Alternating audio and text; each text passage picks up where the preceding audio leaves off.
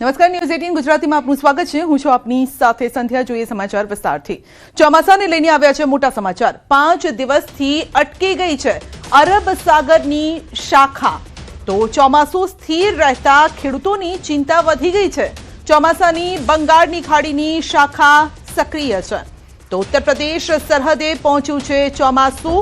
झारखंड ओडिशा में पण ચોમાસાનું આગમન થઈ ચૂક્યું છે, પરંતુ ગુજરાતમાં ચોમાસાનું આગમન ક્યારે તેને લઈને ગુજરાતના ખેડૂતોમાં ચિંતા વધી છે, કારણ કે બંગાળની ખાડીમાં અત્યારે અનુકૂળ પરિસ્થિતિ અને જેના કારણે ચોમાસું એ તરફ આગળ વધ્યું છે, પરંતુ અરબ સાગર તરફથી અહીંયા કોઈ હલચલ એ પ્રકારની જોવા નથી મળી રહી, જેના કારણે જે રાજ્યો છે ત્યાં ખાસ અત્યારે चिंता વધેલી જોવા મળી રહી છે।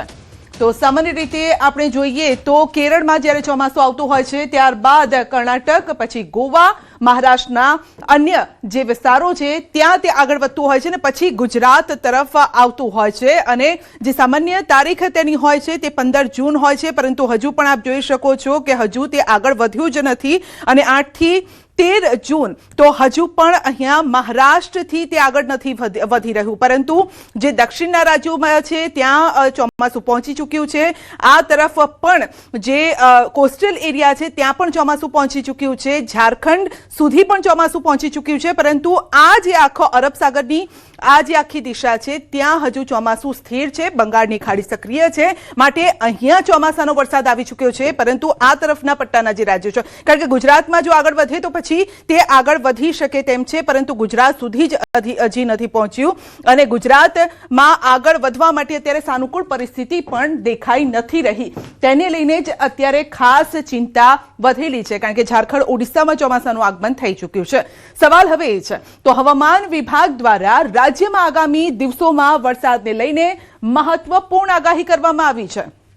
आगामी 6 दिवस दरमियान राज्यना अनेक विस्तारों हळवाथी मध्यम वरसादनी शक्यता व्यक्त करवामां आवी छे।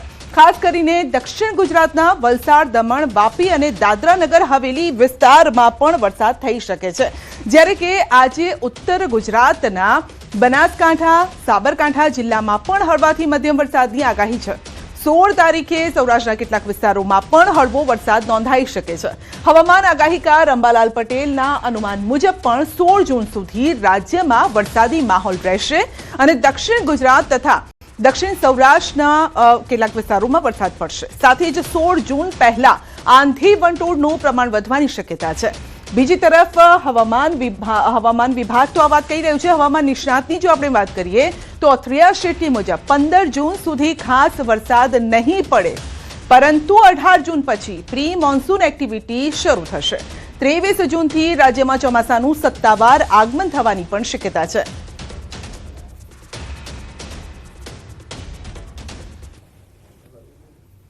बारह जून से लेकर 18 जून तक इसमें गुजरात रीजन में हल्का से मध्यम बरसात का संभावना रहेगा, इक्का दुक्का स्थानों में। मेनली आपका जो दक्षिण गुजरात की ज़िला है उसी में ये संभावना रहेगा। वलसाड, दमन, दादरा नगर हवेली, तापी इसका आसपास ये मेनली रहेगा पहला। उसके आगे 16 जून से आपका जो सौराष्ट्र और कच्छ क्षेत्र है, तारीख 16 जून सुधीमां दक्षिण गुजरातना भागों, दक्षिण सौराष्ट्રના ભાગોમાં મુખિસ નક્ષત્રનો વરસાદ થવાની શક્યતા રહેશે। ગુજરાતના અન્ય ભાગોમાં પણ મુખિસ નક્ષત્રનો વરસાદ થવાની શક્યતા રહેશે। તે પૂર્વે આંધી વંટોળનું પ્રમાણ વધશે। લગભગ તારીખ 15 સુધીમાં આંધી વંટોળનું પ્રમાણ એટલું બધું વધશે कि काचा मकान सापड़ा उड़ी जाए कि हम उम्मीद कर सकते हैं कि जब 18 तारीख के आसपास, यानी 15 तक तो कुछ नहीं होगा, 15 के बाद भी कुछ दिन में कुछ नहीं होगा, लेकिन 18 जून के आसपास से लेकर हम धीरे धीरे खासकर जो दक्षिण सौराष्ट्र है, दक्षिण गुजरात के इलाके हैं, इन इलाकों में फिर से नमी बढ़ने लगेगी, तो थोड़े बादल बहुत बन सकते हैं। तो 18 तारीख से धीरे धीरे हल्की से मध्यम एक प्री मानसून गतिविधियां देखने मिल सकती है, लेकिन जो मुख्य बारिश रहेगा गुजरात के लिए वो 20 तारीख के बाद ही देखने मिलेगा। तो सूरतना भूतिया डिमोलिशन मामले तपासनो धमधमाट। एसएमसी कमिश्नर एन नागराजन ने दिल्हीનું તેડું આવ્યું છે। કમિશનર એન નાગરાજન પાસેથી વિગતો લેવાઈ છે। જવાબદાર અધિકારીઓ સામે તપાસ કરવા જણાવાયું છે। કમિશનર 2 અધિકારીઓ સામે લઈ શકે છે કડક પગલાં। તો નસીનગર ભૂતિયા ડિમોલિશન અંગે તપાસનો ધમધમાટ। તપાસ કમિટીએ તપાસ શરૂ કરી। સિટી સર્વે ઓફિસમાં તપાસ કરવામાં આવી. કમિટીના સભ્યોએ તપાસ કરી. નાસીનગરમાં માર્ગ ક્યાંથી નીકળે છે તેની તપાસ કરવામાં આવી રહી છે. એસએમસીના અધિકારીઓ સિટી સર્વે ઓફિસમાં જોવા મળ્યા. મનપા અધિકારીઓનો વિડીયો સોશિયલ મીડિયામાં વાયરલ થઈ રહ્યો છે. વધુ અપડેટ મેળવીશું સંવાદદાતા કીર્તેશ પાસેથી. જી કીર્તેશ, હવે દિલ્હીનું તેડું આવ્યું છે અધિકારીને. સવાલ એ છે તપાસ ક્યાં સુધી પહોંચી? બિલકુલ, સુરતના નાસીનગરના ભૂતિયા ડિમોલેશનનું ભૂત સવાર પડે ને ધૂમતું જોવા મળી રહ્યું છે. કહી શકાય કે તપાસ કમિટી બનાવીને જે રીતે મીડિયા સવાલો પૂછી રહ્યા છે, ત્યારે તપાસ કમિટીના ત્રીજા દિવસે મહાનગરપાલિકાના કમિશનરો સિટી સર્વે ઓફિસ ખાતે પહોંચ્યા હતા.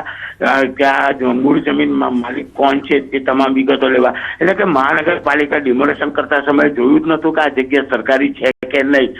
અને હવે આ જયારે વિવાદ વકરી રહ્યો છે, તમામ અધિકારીઓ મીડિયાથી ભાગી રહ્યા છે, ત્યારે આ મામલાની ગંભીર નોંધ ભારત સરકારે લીધી છે. અને દિલ્હી ખાતે સુરત મહાનગરપાલિકાના કમિશનર એમ નાગરાજનને તેડું આવ્યું છે અને તેઓ પહોંચ્યા છે દિલ્હી ખાતે સરકારના એમાં.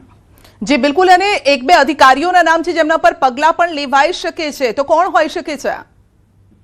બિલકુલ, જે પ્રકારે ડિમોલેશનમાં દેખાતા સુજલ પ્રજાપતિ અને રામજી કરીને જે અધિકારી છે કે જે સમગ્ર ઘટનામાં હાજર હતા, તેમના વિડીયો સોશિયલ મીડિયામાં આવ્યા છે.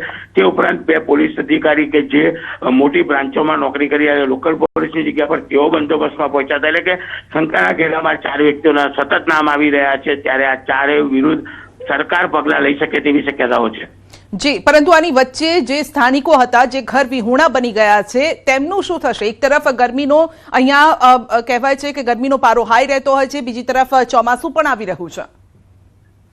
બિલકુલ સંજય, ચોમાસાને ગણતરીના દિવસો બાકી છે અને જે પ્રકારે ગરમી અને ઉબારો આવી રહ્યો છે, આપણાથી કદાચ 1 કલાક પંખા વગર નથી રહી શકાતું, ત્યારે આ 500 લોકો પંખા વગર ઘર વગર રહ્યા છે. સૌથી મહત્વની વાત છે કે જ્યાં મહિલાઓ છે કે ત્યાં આગળ તેમને શૌચાલયની વ્યવસ્થા નથી, તેઓને ખુલ્લાનો ઉપયોગ કરવો પડે છે. નાના નાના બાળકો છે કે જેઓ સ્કૂલે નથી જઈ શકતા, તેમના યુનિફોર્મ હોય, ચોપડા હોય, દફતર હોય, એ તમામ આ કાટમાળ નીચે છે અને તેમને આ ખુલ્લી જગ્યામાં રહેવાની વારી આવી છે. કેટલાક લોકો તો બીમાર થઈ ગયા છે. ખાસ કરીને ગઈકાલે જ્યારે ધરણા ચાલી રહ્યા હતા ત્યારે એક મહિલા બેભાન થઈ ગઈ હતી. એટલે કે ખૂબ જ અઘરી પરિસ્થિતિ છે, પણ તંત્રએ ડિમોલેશન કોને કર્યું તે શોધવામાં લાગી છે. પણ આ તમામ લોકોને વૈકલ્પિક જગ્યા અથવા તો વૈકલ્પિક કોઈ વ્યવસ્થા કરવા માટે હજુ પણ વિચાર નથી કરી રહી. જી, આપનો આભાર. તો સુરતના નાસીનગરમાં ભૂતિયા ડિમોલિશનનો આ મામલો છે અને રાજ્યના આરોગ્ય મંત્રી પ્રફુલ પાનસેરિયાની પ્રતિક્રિયા. નીતિ નિયમો મુજબ કાર્યવાહી કરવામાં આવી. કાયદાકીય જોગવાઈઓ મુજબ કાર્યવાહી થઈ રહી છે. જે તે મહાનગરપાલિકા નીતિ નિયમ પ્રમાણે જ કામ કરે છે તેવું તેમનું કહેવું છે.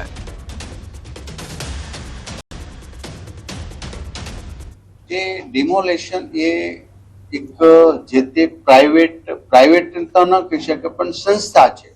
એસએમસી એટલે municipal corporation Ahmedabad, municipal corporation Vadodara, જે તે દબાણમાં આવતા હોય એ પ્રકારના એના નીતિ નિયમ